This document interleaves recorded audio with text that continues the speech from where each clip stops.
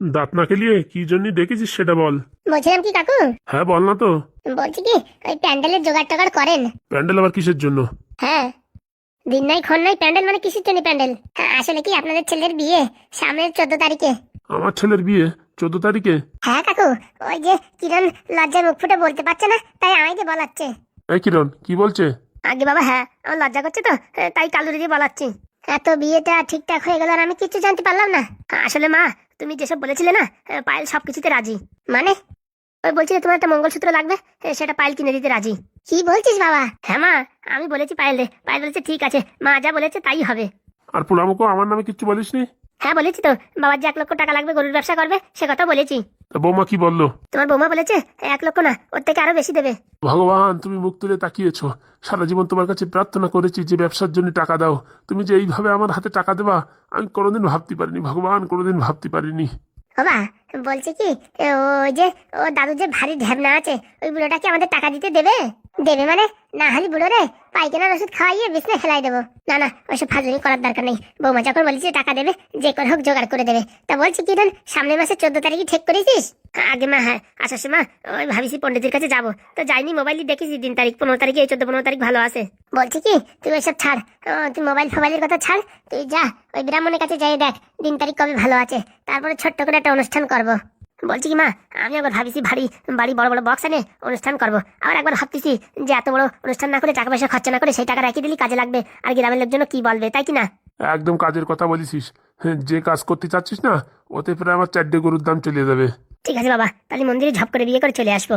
শোন বাবা, তুই মন্দিরে বিয়ে করিস আর মাঠে বিয়ে করিস আর ঘাটে বিয়ে করিস, সেসব আমার দেখার দরকার নেই। বৌমা যখন বাড়ি প্রবেশ করবে তখন যেন আমি মঙ্গলসূত্রটা পাই, বলে দিচ্ছি।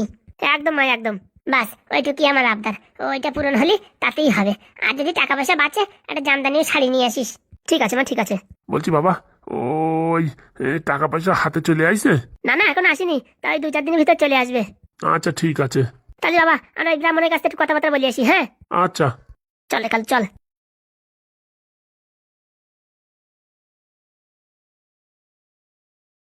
বাবা, খুব ভারী হাসি আসছে না?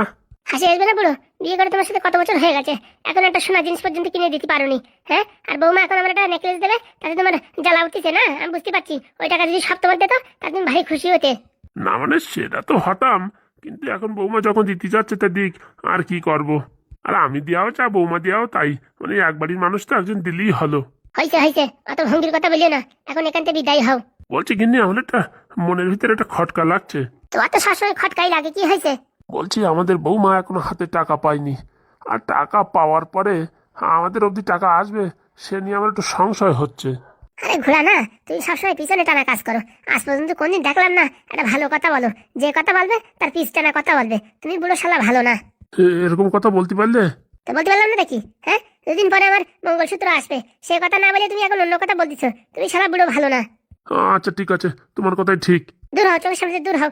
কোনো সময় ভালো কথা বলতে পারবে না, আর কথা কুকথা বলবে, দূর হও। যাচ্ছি।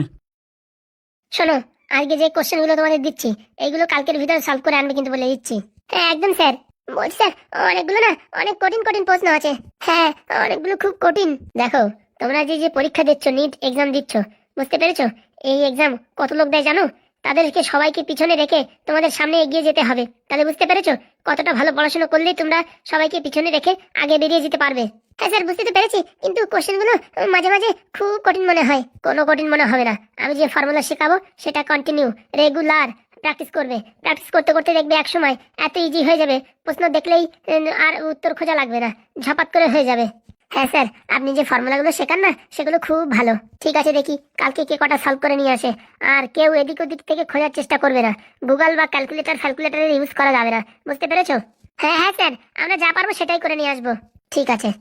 বলছি কি স্যার, আমাদের ব্যাচে না আরো 2টো মেয়ে আসতে চাইছে, কি করবো স্যার?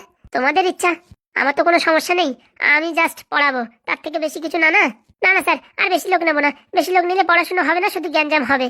সেটা দেখো তোমাদের নিজেদের ভিতরে আলোচনা করে, সে বিষয়ে আমি কিছু বলতে পারবো না। আমার কাছে যেই আসবে তাকেই আমি পড়ানোর চেষ্টা করব। আচ্ছা বিনা, তাহলে এই খাতাটা ধরো, আমি একটু দেখি, আমার কাজ আছে। আচ্ছা স্যার, এই নাও ধরো, এগুলো সব কালকে সলভ করে নিয়ে আসবে। আচ্ছা স্যার, আসি তাহলে। হ্যাঁ স্যার। বলছি বিনা, তোরই তো মজা। কেন? স্যার তোদের বাড়ি থাকে, তোকে বেশি সময় দেবে পড়াশোনা করানোর জন্য, তাতে তো তোর ভালো হবে না? বাবা সেটা তো অবশ্যই, তাহলে তোর বাড়ি নিয়ে রাখতিস। হ্যাঁ আমার কোনো অসুবিধা নেই, তুই যদি বলিস স্যারকে আমাদের বাড়ি নিয়ে রাখবো। হ্যাঁ আমাদের বাড়িতে অনেক জায়গা আছে, উপরে দোতলায় 2টো রুম খালি, ওখানে এসি বসানো আছে, কোনো সমস্যা হবে না। দেখো তোমরা একটু বেশি বেশি করছো, বুঝতে পেরেছো? স্যার আমাদের বাড়িতেই থাকবে, আর তোমাদের বাড়ি যাবে না। তোমাদের কি চেনে যে তোমাদের বাড়িতে যাবে? আর আমি তোমাদের বলে এখানে নিয়ে আসছি পড়ানোর জন্য। হ্যাঁ, আর তোমরা এখন বলছো স্যারকে নিয়ে যাবে তোমাদের বাড়িতে? কাজগুলো কি ঠিক করছো? এই বললে কিন্তু বলে দিচ্ছি তোমাদের সাথে বন্ধবী কেটে দেবো কিন্তু আমি। আরে না না, বিনা তোর সাথে তো আমরা একটু ফাজলামো করছিলাম। হ্যাঁ তুই কি করিস তাই, এরকম ফাজলামো না আমার পছন্দ না। আরে না না, ও তো আমি আর কি করছিলাম, বলছিলাম স্যারের ভীষণ ট্যালেন্ট, তাই না? খালি ট্যালেন্ট? আমরা যে স্যারের কাছে পড়তে যাই দেখেছিস, তার পড়ানোর সিস্টেম আর আমাদের এই স্যারের পড়ানোর সিস্টেম দেখেছিস? একদম আকাশ পাতাল পার্থক্য। বলছি ওই স্যারকে কিন্তু বলা যাবে না যে আমরা অন্য কোথাও কোচিং নিচ্ছি। হ্যাঁ বললে পারে আমাদের অন্য নজরে দেখবে আর আমাদের ভালো করে আর পড়াবে না। সে তো স্যার এমনিতে টের পেয়ে যাবে যে এরা অন্য কথা পড়াশোনা করছে, না হলে এত ঝাপাঝাপ করে কি করে আমরা প্রবলেম সলভ করে দেবো। হয়েছে হয়েছে, সময় নষ্ট না করে বাড়ি যাও, আমিও পড়াশোনা করি, তোমরা পড়াশোনা করো। বলছি বিনা, তোর একটা কথা বলবো? হ্যাঁ বল। বলছি স্যারের বিয়ে হয়ে গেছে? হ্যাঁ হয়ে গেছে। কেন? না মানে এরকম হ্যান্ডসাম একটা স্যার, পড়াশোনা এত ভালো, দেখতে এত ভালো, আর শুনেছি নাকি মাস গেলে 3 লাখ টাকা পেমেন্টের চাকরি করে, তাই ভাবছিলাম। কি ভাবছিলি? মানে আমাদের বাড়ি যদি থাকতো না, আমি একটু ওই লাইন মারার চেষ্টা করতাম যে যদি কোনো কারণে আমার সাথে বিয়েটা হয়ে যেত, তাহলে জীবনের ভবিষ্যৎ একদম বদলাই চিত্তার চিত্তার হয়ে যেত। এ আবার কেমন ধরনের কথা? ঠিক রে ঠিক, এরকম ছেলে পেলে পাওয়া যায় আজকাল। যারা চাকরি বাকরি করে সপ্তাহে একটা বুড়ো ভাম হয়ে যায়, 45-50 বছর বয়স হয়ে যায় প্রায়। আর এই যে আমাদের স্যার একদম ইয়াং জেনারেশন, মনে হচ্ছে 22 কি 23 বছর বয়স, মানে আমাদের বয়সের থেকে একটু বেশি হবে। তো তোর জায়গায় আমি থাকলে আমি একটু লাইন মারার চেষ্টা করতাম। কি কথা বলছিস? ওটা আমার বাবার একদম কলিগ, একই অফিসে চাকরি করে, আর আমি এসব কি করে ভাবি? তার বিয়ে থা সবকিছু হয়ে গেছে। তবু শুনছিলাম কি যেন ডাইভোর্স না কি হয়ে যাবে, তুই তো বলছিলি। হ্যাঁ শুনেছিলাম সেরকম হয়ে যাবে, তারপরে আর সেরকম কিছু শুনিনি। বলছি কি, আমি একটু স্যারের পরে লাইন মারবো। দেখ তুই যদি এরকম ফাজলামি করিস না, আমি বলে দিচ্ছি স্যার আর পড়াবে না কিন্তু।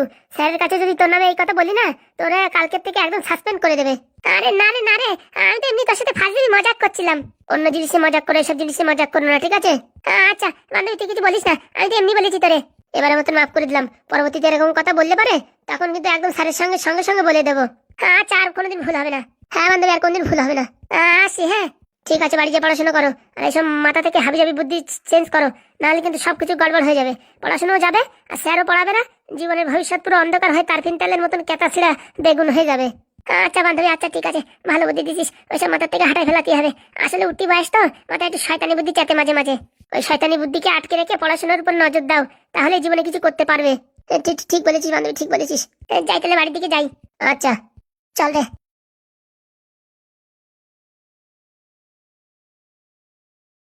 এটা তো এরকম মেয়ে না, হঠাৎ করে আজকে স্যারের সম্পর্কে এরকম কথা বললো। হ্যাঁ আগে জানলে এদের আমি টিউশনিতে আনতামই না, কিন্তু এদের সাথে এত বছর পড়াশোনা করছি, কোনোদিন কোনো স্যারের সম্পর্কে এরকম বললো না, প্রথমবার এই পাদুর সম্পর্কে এরকম বললো। বুঝলাম না, কথাটা যদিও খারাপ কিন্তু সত্যি, যে এরকম কম বয়সে এত হ্যান্ডসাম ছেলে এবং এত টাকা পেমেন্ট মাসে, আর এইরকম মানে ট্যালেন্টেড, মানে ভুরি ভুরি এরকম ছেলে পাওয়া মুশকিল। কিন্তু এটা কি সম্ভব? স্যারের অলরেডি বিয়ে হয়ে গেছে, বউ আছে, আর বাবার এমনিতেই কলিগ, তার উপরে আমি কি করে লাইন মারি? এটা কি ঠিক? না না, এসব কিছু করা যাবে না, পড়াশোনার দিক মনোযোগ দিতে হবে, তারপরে দেখা যাবে। ভালো একটা পজিশন পেলে তখন দেখবো। যাই দেখি হোমওয়ার্কগুলো করে ফেলি।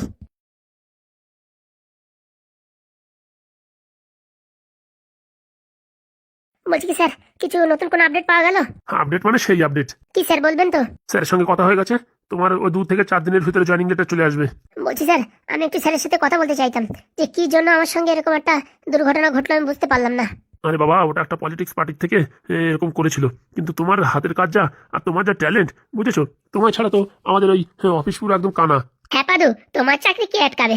তুমি তো চাইলে আমেরিকাও চলে যেতে পারো। হ্যাঁ আমি তাই ভেবেছিলাম, যদি এখানে না হয় আমি নতুন করে একটা ইন্টারভিউ দেবো, আমেরিকা, চায়না, জাপান, যেখানে হয় সেখানে চলে যাবো। আরে পাদু, মাথা খারাপ, আমরা তো বেঁচে আছি নাকি? হ্যাঁ, আর আমি তো পুরোপুরি একদম প্রেশার লাগিয়েছি স্যারকে, যে করেই হোক পাদু চাকরিটা ফিরিয়ে দিতেই হবে। না স্যার, জোর করে কিচ্ছুর দরকার নেই। যদি আমাকে আপনাদের অফিস থেকে পছন্দ না করে, তাহলে আর চাকরির দরকার নেই, আমি অন্য কোথাও দেখে নেব। না না, এরকম কথা বলবে না পাদু, তোমার ছাড়া আমরা অচল। আমাদের এই অফিসটা কত বছর ধরে এরকম পড়ে আছে জানো, সবাই আসে আর যায়। আমি তো মনে করো আমার জীবনের এই 20টা বছর ফাও ফাও সরকার থেকে টাকা নিয়েছি। এই তুমি আসার পর থেকে বাবা, কাজের তো এরকম উদ্যোক্তা বলার বাইরে। আসল কথা, আমাদের অফিসে খালি এতদিন আসা যাওয়া আর টাকা পয়সা নেওয়া, এছাড়া কোনো কাজই হয়নি। যেই তুমি এসেছো বাবা, রোবোটিক সিস্টেম কি করে কি ডেভেলপ করা যায়, কি করে কি করা যায়, এটা মানে অন্যরকম সিস্টেম। বুঝি স্যার, 1 সপ্তাহের ভিতরে চলে আসবে তো?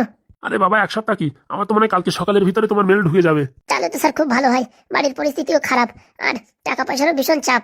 ওগো বলছি, পাদুকে টাকা পয়সা লাগলে দাও না তো। আমি তো কতবার বলেছি, বাবা তোমার কত লাগবে বলো, আমি এক্ষুনি ঝপাত করে অ্যাকাউন্টে ট্রান্সফার করে দিচ্ছি। না না স্যার, দরকার নেই, আপনাদের বাড়িতে আশ্রয় দিয়েছেন সেটাই অনেক। বলছি স্যার, ওই এক সপ্তাহ পরে জয়েনিং লেটার আসলে কটার টটার পাবো তো নাকি? ওই শোনো, কটার ফটার দরকার নেই, ওখানে ওই সব হাবি জাবি তেল মশলা খেয়ে শরীরের 12টা বেজে যাবে। তুমি আমাদের বাড়িতেই থাকবে, কথা হয়ে গেছে না, আবার কটারের কথা বলো কেন?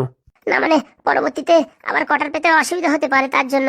আরে যেখানে আমি আছি সেখানে তুমি আমার অসুবিধা দেখো কোথার থেকে, আমি তো বুঝতে পারছি না পাদু, তোমার কি আমার উপর ভরসা নেই নাকি নাকি? না স্যার, এরকম কেন বলছেন? এরকম তো তুমি বলছো, মনে হচ্ছে পরের বাড়ি আছো, এখানেই থাকবে তুমি, কোনো চাপ নেই। আচ্ছা স্যার। বলছিলাম কি পাদু, তোমার পার্সোনাল ব্যাপারে ভাবলাম ইন্টারফেয়ার করবো না, তবু একটা কথা জিজ্ঞেস করতে বারবার মন চাইছে। হ্যাঁ স্যার বলেন স্যার, নির্দ্বিধায় বলেন। ওই যে তোমার ফ্যামিলি, তোমার বউ নিয়ে কি একটা ঝামেলা হচ্ছিল, সেটা মিটেছে? ওসব কথা ছাড়েন স্যার, ওসব শুধু শুধু বলা। কেন পাদু, কি হয়েছে বলো না আমাদের? ও মেয়ে সংসার করা মেয়ে না স্যার, ও এখন টাকা পয়সা চাচ্ছে, আমায় ছেড়ে দেবে তার জন্য। ও মা, কি কথা বলে? তোমার মতন ছেলেরা ছেড়ে দেবে? ওর মনে হয় আমি চাকরি বাকরি কিচ্ছু করি না, ওকে মিথ্যা কথা মিথ্যা আশ্বাস দিয়ে বিয়ে করেছি, এইসব কিছু বলছে। কি বলছো? তোমার মতন ছেলেকে ডিভোর্স দিয়ে দেবে? ওর মেয়ের মাথায় বুদ্ধি আছে নাকি গোবর ভরা? স্যার ভগবান যা করে ভালোর জন্যই করে। আজকে আমার চাকরিটা দুদিনের জন্য যাওয়ায় লাভই হয়েছে, মানুষ কিরকম তার জানতে পেরেছি। তাই বলে ডিভোর্স ডাইরেক্ট? হ্যাঁ স্যার, ও চলে যাওয়াই ভালো। ওসব যন্ত্রণার জিনিস নিয়ে বেঁচে থাকাও একটা টেনশন। ওর থেকে টাকা পয়সা কিছু গেলেও আমি কদিনের ভিতরে টাকা পয়সা ইনকাম করে নেব। শোনো, তোমার টাকা পয়সা যদি লাগে তুমি বলো, ঝপাত করে আমি তোমার পাঠাই দিচ্ছি, তুমি টাকা পয়সা দিয়ে সেটেলমেন্ট করে দাও। বলছি স্যার, আমার কাছে এখন 1 টাকাও নেই। বাই চান্স যদি চাকরিটা না হয় তাহলে আপনার টাকাগুলো ফেরত দেবো কি করে? সে গ্যারান্টি আমার উপরে, তুমি টেনশন নিও না, আমি তো দিচ্ছি টাকা। তুমি চাকরি পাবে কিনা পাবে সেটা পরের ব্যাপার, টাকা দিচ্ছি, টাকা নাও, কেস ঝামেলা মিটাও, এসব ফালতু টেনশন নিয়ে একদম মাথা যন্ত্রণা কেস। হ্যাঁ বাবা, হ্যাঁ এতবার যখন বলছে টাকাটা নিয়ে নাও না, এরকম করছো কেন? তুমি আমাদের পর ভাবো কেন? বলছি স্যার, যদি চাকরিটা বাই চান্স না হয় তাহলে টাকা দিতে কিন্তু সময় লাগবে। আরে তুমি ও নিয়ে টেনশন করো না, টাকা আমি দিচ্ছি, তুমি নাও, তোমার ইচ্ছায় টাকা ফেরত দাও, নাহলে দেওয়ার দরকার নেই। এত বড় স্যার কথা বললেন, আর কিচ্ছুর আমার দরকার নেই। বাস, ঝামেলা মিটেছে তো? তুমি এই বিকালে টাকা নিয়ে নাও, বাড়ি কথা বলো, আর কত কি লাগে আমায় বলো, কালকে সকালে তোমার অ্যাকাউন্টে আমি ট্রান্সফার করে দিচ্ছি। আচ্ছা স্যার, আপনাকে অসংখ্য অসংখ্য ধন্যবাদ। এই আপনার কৃতজ্ঞতা আমি সারা জীবনে কোনোদিন ভুলতে পারবো না। ওইসব বলে শুধু শুধু আমায় লজ্জা দিও না। না স্যার, সত্যি বলছি। হয়েছে হয়েছে, তুমি এখন খাওয়া দাওয়া করে নাও, তারপরে অফিসে বেরোতে হবে, ওখানে গিয়ে তোমার কিছু ফাইল সাবমিট করতে হবে, ঠিক আছে? হ্যাঁ এখনই স্যার, এখনই রেডি হয়ে নিচ্ছি স্যার আমি। ঠিক আছে। কই কই কিনি, ভাত বাড়ো নাকি? এই তো পাদু আসলে পরে ভাত বেড়ে দেবো। আচ্ছা। সত্যি মানুষ এরকম হয় তা ভাবার বাইরে। সত্যি এরকম ধরনের মানুষ আমি জীবনে দেখিনি। কি হলো, আর মুখটা কালো করে দিলে যে? বলছি ভালো ছেলেদের কপালে এরকমই হয়। ছেলেটা দেখতে ভালো, শুনতে ভালো, পড়াশোনায় ভালো, সবকিছু ভালো, ভালো চাকরি করে, তার বউ একটা জুটিছে দেখো। হ্যাঁ হ্যাঁ, একদম আতকপালি। ও আর কি বলবা, সব হচ্ছে কপালের দোষ। ওরকম বলছো কেন? তোমার কপালের দোষ কি খারাপ যে আমার মতন একটা মেয়ে পেয়েছো? না না, আমি সেটা কখন বললাম? তাহলে বলছো সব কপালের দোষ? মানে ওই আর কি পাদুর কথা বলছি, তোমায় পেয়ে তো আমি ধন্য। তাহলে এরকম মুখ কালো কেন? না না, তোমায় পেয়ে আমি ধন্য, পৃথিবী আমার সবকিছু ছন্ন ছন্ন। ওসব কথা ছাড়ো। বলছি একটা কথা বলবো, কিছু মনে করবে না তো? না না, বলো তো গিন্নি।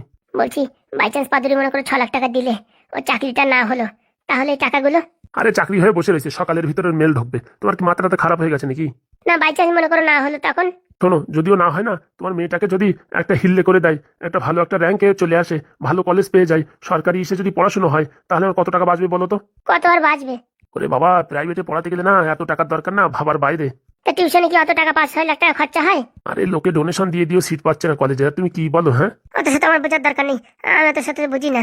হ্যাঁ, তোমার বোঝার দরকার নেই, আমি যেখানে টাকা পয়সা লাগাচ্ছি ঠিক জায়গায় লাগাচ্ছি, তুমি টেনশন করো না। আর পাদু এরকম ছেলে না, বসে খাওয়া ছেলে না, ও যদি চাকরিটা নাও পায় না, আমেরিকা জয়েনিং করে নেবে, 1 মাসের টাকায় কমসে কম 10 লাখ টাকা, ও তো আমার টাকায় আগে দিয়ে দেবে। ওরকম ছেলে কি পয়সা মারে খাওয়া ছেলে নাকি? তুমি কি উল্টো পাল্টা ভাবো মাথা, আমি তো বুঝি না। না মানে আমি এরকম ভাবছি না, আর কি এই একটু সময়ের জন্য আসলো, তার জন্য তোমার জিজ্ঞেস করলাম।